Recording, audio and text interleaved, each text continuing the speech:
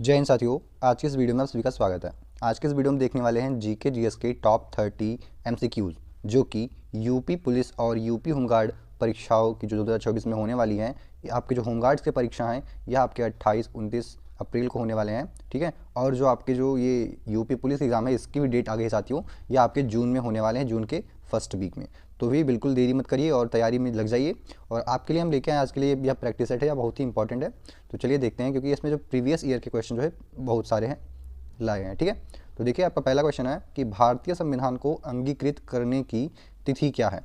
तो साथियों basically question में होता क्या है कि जो बच्चे होते हैं वो अंगीकृत को देख के यहाँ पे लगा देते हैं आप 26 जनवरी 1950 को। उनको लगता है कि जो अंगीकृत का मतलब होता है कि संविधान को, यानी भारतीय संविधान को लगाया कब गया था, यानी लागू कब किया गया था। तो वो यहाँ पे 1950 पे लगा देते हैं 26 जनवरी को, ठीक है। बट आपका ये रॉन्ग आंसर हो जाएगा, ठीक है। क्योंकि साथियों जो अंगीकृत का मतलब होता है कि यह एक रूप से जो है अंग बना था किसका, भारत का। यानी कि भारतीय संविधान जो है इसे अंगीकृत का अर्थ है कि यह एक कंप्लीट हो गया था, क्या कंप्लीट अंग यानी पूर्ण अंग बना था। तो यह आपका कब 26 नवंबर 1949 को रेडी हुआ था बनके। तो अंगीकृत का मतलब आप ये मत समझिए कि यह पूर्ण रूप से लागू हो गया।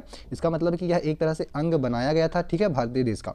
और यह जो है बन के रेडी कब हुआ था, 26 नवंबर 1949 को, ठीक है। तो चलिए देखते हैं, आपको अगला प्रश्न हो जाएगा क्या है, भारत में वर्तमान में मौलिक अधिकारों की संख्या कितनी है साथियों। मौलिक अधिकार की संख्या, तो जो मौलिक अधिकार थे साथियों वो पहले कितना थे, 7 थे। तो बहुत से बच्चे 7 पे यहाँ पे लगा देंगे, बट नहीं। अब क्या है, आपके जो है भारतीय संविधान से एक मौलिक कर्तव्य को हटा दिया गया है जो कि संपत्ति का अधिकार है। क्या है साथियों, संपत्ति का अधिकार, जिसे अब कानूनी अधिकार बना दिया गया है।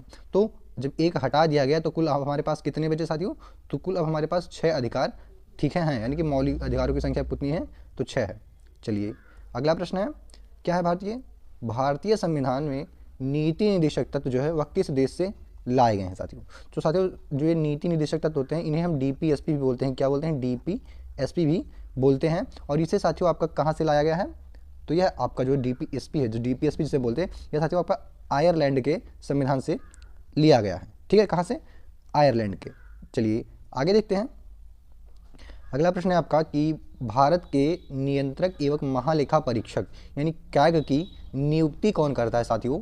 तो इनकी जो नियुक्ति होती है साथियों वह किसके द्वारा की जाती है, तो यह राष्ट्रपति के द्वारा किया जाता है। कैग की नियुक्ति यानी भारत के नियंत्रक एवं महालेखा परीक्षक की जो नियुक्ति है वह राष्ट्रपति जी के द्वारा की जाती है। तो ऑप्शन सी आपका यहाँ पे राइट होगा, ठीक है। चलिए नेक्स्ट क्वेश्चन है आपका, क्या है कि भारतीय रिजर्व बैंक की स्थापना किस वर्ष हुई थी साथियों। तो जो भारतीय रिजर्व यानी हमारी जो आरबीआई है, जो कि नोटों का हमारे संचालन करती है, भारत में जितने भी पैसे होते हैं उसको कहाँ से कहाँ जा रहे हैं उस सबकी जो उस पर जो सब नज़र रखता है वो आपका रिजर्व बैंक ऑफ इंडिया है साथियों। तो उसकी स्थापना किस वर्ष हुई थी, तो यह जो है साथियों 1935 में हुई थी, ठीक है। किस में, 1935 में। और साथियों किस एक्ट के तहत हुई थी, तो यह आरबीआई एक्ट 1934 के तहत, क्या है, 1934 के तहत हुई थी। बट ये हुई कब थी, 1935 में थे, ठीक है। एक साल बाद हुआ था, 1934 में ही जो है इसका एक्ट आ गया था। बट ये एक साल बाद लागू हुआ था, यानी स्थापना एक साल बाद हुई थी 1935 में। समझ गए, ठीक है। साथियों अगर आपको कोई प्रश्न में डाउट रह जाए तो आप लोग कमेंट करके जरूर बताइएगा, नेक्स्ट वीडियो में आपको अच्छे से उसको समझा दूंगा, ठीक है। चलिए नेक्स्ट क्वेश्चन देखते हैं साथियों, क्या है आपका, भारत का पहला परमाणु परीक्षण किस स्थान पर किया गया था। तो यानी कि जो पहला परमाणु परीक्षण था साथियों वह किस स्थान में किया था, तो भारत में। तो यह आपका जो सही जवाब हो जाएगा वह हो जाएगा साथियों पोखरण में। कहाँ पे, पोखरण में। साथियों पोखरण को आप बता दो, पोखरण के बारे में, तो यह आपका राजस्थान में पड़ता है। कहाँ पे, राजस्थान में पड़ता है आपका पोखरण, ठीक है। और साथियों यह कब हुआ था, जो परीक्षण था यह किस वर्ष हुआ था, तो साथियों यह आपका जो परीक्षण है पोखरण में 1974 में हुआ था। कब, 1974 में, ठीक। समझ गए ना, पोखरण कहाँ पे है, राजस्थान में। और पहला परमाणु परीक्षण कहाँ होगा, अगर स्टेट आ जाए तो आप राजस्थान लगाएंगे, अदरवाइज अगर ऑप्शन दिया जाए तो ये पोखरण आपका सही जवाब होगा। और कब हुआ था, 1974 में। समझ गए, चलिए अगला देखते हैं। आपका अगला प्रश्न हो जाएगा साथियों आपका कि योजना आयोग की स्थापना किस वर्ष हुई थी, ठीक है साथियों। योजना आयोग की स्थापना किस वर्ष हुई थी, तो आपका जो सही जवाब हो जाएगा वह हो जाएगा साथियों, योजना आयोग की बात की है तो इसका जो स्थापना हुआ था साथियों वह 15 मार्च 1950 को हुआ था। तो साथियों इसमें डेट तो नहीं दिया गया है बट सन दिया गया है, तो क्या हो जाएगा आपका सही जवाब 1950 हो जाएगा। और कब साथियों, यह 15 मार्च को, कितना, 15 मार्च, MARCH, मार्च। तो आप लोग को याद रहेगा ना कि योजना आयोग की स्थापना किस वर्ष हुई थी, 15 मार्च को। और कब हुई थी, 1950 को, ठीक है। चलिए नेक्स्ट क्वेश्चन देखते हैं साथियों मैं क्वेश्चन के आंसर इतनी बार इसलिए बोल रहा हूँ तो ताकि वह आपके मन में कहीं ना कहीं से बैठ जाए, ठीक है, आप उनको पकड़ लें क्वेश्चन के आंसर को, ठीक है। चलिए देखते हैं आपका क्या है, उत्तर प्रदेश की राजधानी कौन सी है, उत्तर प्रदेश की राजधानी कौन सी है साथियों। तो आपका सही जवाब हो जाएगा लखनऊ हो जाएगा, option B is the right answer, Lucknow, ठीक है। चलिए आगे बढ़ते हैं, आपका क्या हो जाएगा कि जनगणना 2011 के अनुसार उत्तर प्रदेश का सबसे अधिक जनसंख्या वाला जिला कौन सा है। साथियों सबसे अधिक जनसंख्या वाला जिला की बात की गई है, ठीक है, ठीक है।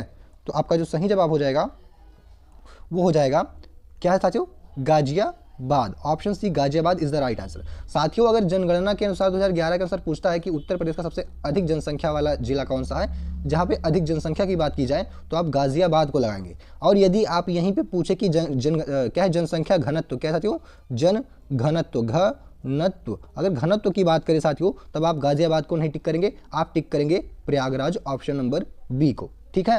तो अगर क्या पूछे कि अधिक जनसंख्या वाला राज्य तो साथियों आपको गाजियाबाद पे टिक करना है, और यदि आपसे पूछे कि जनसंख्या घनत्व में कौन सबसे ज़्यादा है तो आपको प्रयागराज पे टिक करना है, ऑप्शन बी पे, ठीक है, समझ गए, नो डाउट। आगे बढ़ते हैं, क्या है, गंगा नदी का उद्गम स्थल कौन सा है साथियों, ठीक है, गंगा नदी का जो उद्गम स्थल है साथियों तो यह क्या है, तो साथियों जो गंगा नदी है वो कहाँ से निकलती है आपका, तो ये साथियों गंगोत्री से निकलती है, कहाँ से, गंगोत्री से निकलती है। और गंगोत्री आपका क्या साथियों, गंगोत्री जो है एक आपका ग्लेशियर है, क्या है, ग्लेशियर है, ठीक है। चलिए नेक्स्ट क्वेश्चन देखते हैं, आपका पंचायती राज को संवैधानिक दर्जा जो है वह किस संशोधन से मिला था। तो साथियों जो पंचायती राज व्यवस्था है आपकी, यह इसको जो संवैधानिक दर्जा जो है वह किस संशोधन के द्वारा मिला था, तो आप लोग कमेंट करके जरूर बताइएगा। तो इसका जो सही जवाब हो जाएगा वो 73वां संविधान संशोधन हो जाएगा, ऑप्शन सी 73वां संविधान संशोधन, ठीक है। चलिए अगला प्रश्न है आपका कि भारत का राष्ट्रीय पशु कौन सा है साथियों, भारत का राष्ट्रीय पशु, तो भारत के राष्ट्रीय पशु की बात की जाए साथियों तो आपका बाघ हो जाएगा, option C is the right answer. But यही आपका पूछे यूपी का यानी उत्तर प्रदेश का जो राष्ट्रीय पशु पूछा जाए तो आपको क्या लगाना है साथियों, आपको लगाना होगा बारहसिंघा, क्या है, बारहसिंघा, ठीक है, बारहसिंघा या सिंह जो भी है आप लगा दीजिए। और साथियों इसका एक और अन्य नाम भी है बारहसिंघा, क्या क्या है, दलदली हिरण, क्या है, दलदली हिरण। तो आपको ऑप्शंस में बारहसिंघा भी देखने को मिल सकता है या दलदली हिरण भी देखने को मिल सकता है, तो अगर यूपी की बात की गई है तो। और यदि भारत का राष्ट्रीय पशु की बात करें तो आपका बाघ, option C is the right answer हो जाएगा। चलिए नेक्स्ट क्वेश्चन है आपका, क्या साथियों भारतीय संसद के 2 सदन कौन कौन से, तो आपको सभी को पता होगा कि एक उच्च सदन होता है तो एक निम्न सदन होता है। तो उच्च सदन को क्या कहते हैं और निम्न सदन को क्या कहते हैं, ठीक है। तो साथियों उच्च सदन को आप क्या कहते हैं, लोकसभा कहते हैं, और निम्न सदन को क्या कहते हैं आप, राज्य सभा कहते हैं। तो यही 2 आपके सदन हो जाएंगे, option C is the right answer. भारतीय संसद के 2 सदन कौन कौन से हैं, लोकसभा और राज्यसभा, ठीक है, यानी option C is the right answer. साथियों कभी कभी ये भी पूछ लेता है कि उच्च सदन कौन सा है और निम्न सदन कौन सा है, तो आपको कंफ्यूज नहीं होना है, उच्च सदन में आपको लोकसभा को लगाना है और निम्न सदन में आपको राज्यसभा को टिक लगाना है, ठीक है, सिंपल सा क्वेश्चन है। चलिए नेक्स्ट क्वेश्चन है, क्या भारतीय संविधान का संरक्षक यानी कि गार्डियन ऑफ इंडियन कॉन्स्टिट्यूशन किसे कहा जाता है साथियों, ठीक है। तो यह आपके सर्वोच्च न्यायालय को कहा जाता है, ऑप्शन डी सर्वोच्च न्यायालय आपका सही जवाब हो जाएगा, जिसे हम सुप्रीम कोर्ट भी कहते हैं। जो सर्वोच्च न्यायालय होता है उसी को सुप्रीम कोर्ट ऑफ इंडिया भी बोला जाता है इंग्लिश में साथियों, ठीक है। चलिए नेक्स्ट क्वेश्चन देखते हैं आपका, क्या है भारत का राष्ट्रीय खेल क्या है। तो भारतीय राष्ट्रीय खेल की बात करें साथियों तो यह आपका हो जाएगा हॉकी, हॉकी। और हॉकी के एक बहुत ही प्रसिद्ध खिलाड़ी है साथियों, कौन है, मेजर ध्यानचंद्र, क्या है, मेजर ध्यानचंद्र, क्या साथियों, मेजर ध्यानचंद्र। और इन्हीं के जन्म दिवस के अवसर पे जो है जयंती पर प्रत्येक वर्ष 29 अगस्त को, कब साथियों, 29 अगस्त को, क्षमा चाहूँगा, हाँ 29 अगस्त को साथियों, 29 अगस्त को जो है प्रत्येक वर्ष खेल दिवस के रूप में मनाया जाता है, यानी कि क्रीड़ा दिवस, राष्ट्रीय क्रीड़ा दिवस या राष्ट्रीय खेल दिवस कब मनाया जाता है, तो 29 अगस्त को किसके मतलब किसके जन्मदिन के अवसर पर या किसके क्या बोलते हैं, जयंती के अवसर पे, तो मेजर ध्यानचंद जी के। और इनके नाम पे एक मेजर ध्यानचंद अवार्ड भी दिया जाता है, खेल का पुरस्कार है, ठीक है। तो आप लोग ध्यान रखिएगा कि भारत का राष्ट्रीय खेल क्या है, हॉकी। हॉकी के सबसे बड़े प्लेयर कौन से हैं, मेजर ध्यानचंद हैं। और साथियों इन्हीं की जो जयंती पे 29 अगस्त को आपका राष्ट्रीय खेल दिवस मनाया जाता है। साथियों इतना घोष पोष उड़ा रहा है, आपको समझ तो आ रहा है ना, अगर नहीं आ रहा है तो आप लोग कमेंट करके जरूर बताइए, मैं इसको सुधार करूंगा, ठीक है। चलिए नेक्स्ट क्वेश्चन देखते हैं आपका, उत्तर प्रदेश में कितने मंडल हैं, ठीक है, यानी उत्तर प्रदेश में मंडलों की यानी कि डिवीजन्स की संख्या कितनी है साथियों।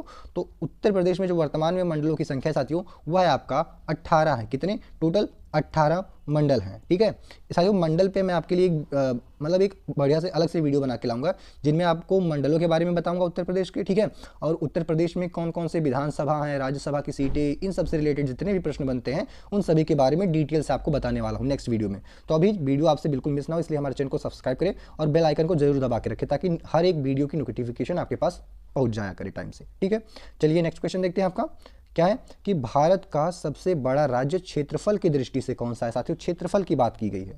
ठीक है, तो क्षेत्रफल की बात की जाए तो आप राजस्थान पे टिक मारेंगे। कहाँ पे? राजस्थान को टिक लगाएंगे। और यही साथियों जनसंख्या की बात की जाए तो जनसंख्या के मामले में आपका उत्तर प्रदेश तो सबसे आगे है ही। ठीक है, तो ऑप्शन ए आपका उत्तर प्रदेश कब होगा? जब जनसंख्या की बात की जाए। और जब क्षेत्रफल की बात की जाए तो आप कहाँ पे टिक लगाएंगे? आप लगाएंगे राजस्थान पे। Option C is the right answer. ठीक है, चलिए नेक्स्ट क्वेश्चन है आपका, भारतीय संविधान के किस भाग में मौलिक अधिकार दिए गए हैं। यानी साथियों मौलिक अधिकार का जो प्रावधान है वो भारतीय संविधान के किस भाग में है। ठीक है, तो भाग में किस है, तो आपका सही जवाब जो होगा साथियों वो होगा, कमेंट करके जरूर बताइएगा। तो यह है आपका भाग 3। क्या है? भाग 3 ऑप्शन नंबर बी, जिसमें मौलिक अधिकारों के बारे में बताया गया, उनका उल्लेख किया गया है भाग 3 में संविधान। तो मौलिक अधिकारों की बात कभी भी आ जाए तो आपको याद रखना है भाग 3। क्या है साथियों? भाग 3। चलिए नेक्स्ट क्वेश्चन देखते हैं आपका क्या है, भारत में पहला आम चुनाव किस वर्ष हुआ। तो साथियों आम चुनाव की बात की गई है तो यह आपका आम समय से तो अलग हुआ। तो ये देखिए आपका ये सिंगल नहीं, आम चुनाव आपका कब हुआ था? 1951 से 1952 के मध्य में। यानी कि आपका सही जवाब होगा ऑप्शन नंबर सी, 1951 से 1952 के मध्य में भारत का पहला आम चुनाव हुआ था। ठीक है, चलिए अगला प्रश्न हो जाएगा आपका क्या है, सत्यमेव जयते किस उपनिषद से लिया गया है। तो साथियों सत्यमेव जयते आप सभी को जानते हैं, तो यह आपका राष्ट्रीय क्या है? ध्येय वाक्य है। क्या है? राष्ट्रीय ध्येय वाक्य है आपका। क्या है? सत्यमेव जयते। तो यह आपका साथियों मुंडको उपनिषद से लिया गया है। कहाँ से? मुंडको उपनिषद से लिया गया है। Option B is the right answer, Mundaka Upanishad. साथियों कभी कभी ये मुंडको उपनिषद एक ही में करके लिखा होता है। ठीक है, तो कंफ्यूजन मत पालिएगा, ऐसे भी अलग अलग करके दिया जा सकता है। ठीक है, चलिए अगला प्रश्न देखते हैं आपका क्या है कि भारत की सबसे लंबी नदी कौन सी है। साथियों भारत की सबसे लंबी नदी कौन सी है, तो सही बात करिए आपकी सही जवाब हो जाएगा गंगा। क्या हो जाएगा साथियों?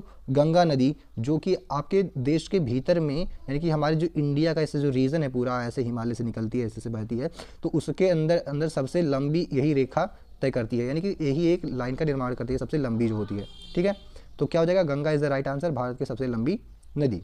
चलिए नेक्स्ट प्रश्न है आपका, उत्तर प्रदेश का राजकीय पक्षी क्या है। साथियों पक्षी की बात की गई है उत्तर प्रदेश के राजकीय, तो आप कहाँ पे टिक लगाएंगे? तो आप लगाएंगे ऑप्शन नंबर बी, सारस पे। अगर भारत का पूछा जाए साथियों तो आप मोर पे टिक लगाएंगे। ठीक है, बट यहाँ पे राजकीय पक्षी की बात की गई है यानी उत्तर प्रदेश के, तो क्या होगा? सारस। साथियों सारस का एक और नाम है क्या है? क्रॉन्च। क्या है साथियों? क्रॉन्च। क्रॉन्च आपने कहीं कहीं लिखा भी देखा होगा कि उत्तर प्रदेश का जो राजकीय पक्षी है वो आपका क्रॉन्च होता है। तो आप लोग कंफ्यूज मत हो, ये दोनों ही सेम है। ठीक है साथियों, ये दोनों ही सेम है, तो ये हिंदी में एक इंग्लिश में है। ठीक है, तो ऑप्शन बी आपका क्रॉन्च या सारस इज द राइट आंसर हो जाएगा। चलिए अगला प्रश्न देखते हैं आपका क्या है, भारत में आपातकाल की घोषणा कौन करता है। तो भारत में आपातकाल की जो घोषणा है साथियों उसका अधिकार केवल और केवल आपका राष्ट्रपति के पास में है। किसके पास? राष्ट्रपति के पास में। और साथियों जो आपातकाल का ये प्रावधान है ये आपका किस अनुच्छेद में दिया गया है? तो यह अनुच्छेद 356 के तहत। क्या है? अनुच्छेद 356 के तहत राष्ट्रपति जो है देश में क्या है आपातकाल की घोषणा कर सकते हैं। समझ गए ना? चलिए आगे देखते हैं आपका अगला प्रश्न क्या है कि संविधान सभा के अस्थायी अध्यक्ष कौन थे। अस्थायी अध्यक्ष की बात की गई है साथियों, अगर अस्थायी अध्यक्ष की बात की जाए तो दूसरे होंगे, अस्थायी अध्यक्ष की बात करें तो आपका सही जवाब हो जाएगा डॉक्टर सच्चिदानंद सिन्हा। तो यह साथियों अस्थायी अध्यक्ष तो थे, बट कौन सी बैठक में? साथियों ये पहली बैठक जब हुई थी आपकी संविधान सभा की, उसके जो है पहले जो है अस्थायी अध्यक्ष थे। ठीक है, और साथियों यह पहली बैठक आपकी कब हुई थी संविधान सभा की? तो ये आपका 9 नवंबर 9 नवंबर 1946 को। कब? 1946 को, 9 नवंबर 1946 को आपका पहला क्या है? पहला जो है संविधान सभा का पहला बैठक हुआ था। और दूसरा जब बैठक हुआ था तो उसमें कौन है? डॉक्टर सच्चिदानंद जी को आपका क्या है अस्थायी अध्यक्ष चुना गया था। उनके किसको? डॉक्टर राजेंद्र प्रसाद डॉक्टर राजेंद्र प्रसाद को अस्थायी रूप से अध्यक्ष चुना गया था दूसरे बैठक में। ठीक है, चलिए नेक्स्ट क्वेश्चन देखते हैं आपका, भारत का राष्ट्रीय वृक्ष कौन सा है साथियों? राष्ट्रीय वृक्ष, तो भारत की राष्ट्रीय वृक्ष की बात करें तो आपका हो जाएगा बरगद का पेड़। क्या साथियों? बरगद हो जाएगा आपका सही जवाब। और यही बात पूछे आपका कि यूपी का, कहाँ का साथियों? यूपी का राष्ट्रीय वृक्ष कौन सा है, तो आप टिक लगाएंगे कहाँ पे? अशोक पे लगाएंगे। कहाँ पे? अशोक का पेड़, या सीता अशोक कभी कभी भी लिखा मिल सकता है। क्या साथियों? सीता अशोक। तो आपको बिल्कुल भी कंफ्यूज नहीं होना है, दोनों ही एक ही है, ठीक है। चलिए नेक्स्ट क्वेश्चन देखते हैं आपका। क्या है साथियों? उत्तर प्रदेश में कुल कितने जिले हैं? 2026 तक बात की गई है, तो 2026 तक जिलों की संख्या टोटल कितनी है साथियों? तो आज भी जो है 2026 तक जो है उत्तर प्रदेश में टोटल कितने? 75 जिले हैं। कितने? 75 जिले हैं। Option D is the right answer, 75, ठीक है। चलिए नेक्स्ट क्वेश्चन देखते हैं आपका। भारत का पहला उपग्रह कौन था साथियों? ठीक है, भारत का पहला उपग्रह कौन था? तो आपका सही जवाब हो जाएगा जो साथियों जो आर्यभट्ट जो है, क्या? आर्यभट्ट, ऑप्शन बी जो है आपका सही जवाब हो जाएगा। यह जो है भारत का पहला उपग्रह था। और साथियों इसका इससे एक इंपॉर्टेंट क्वेश्चन बनता है, जो ये आपका आर्यभट्ट है, यह 1975 में, कब साथियों?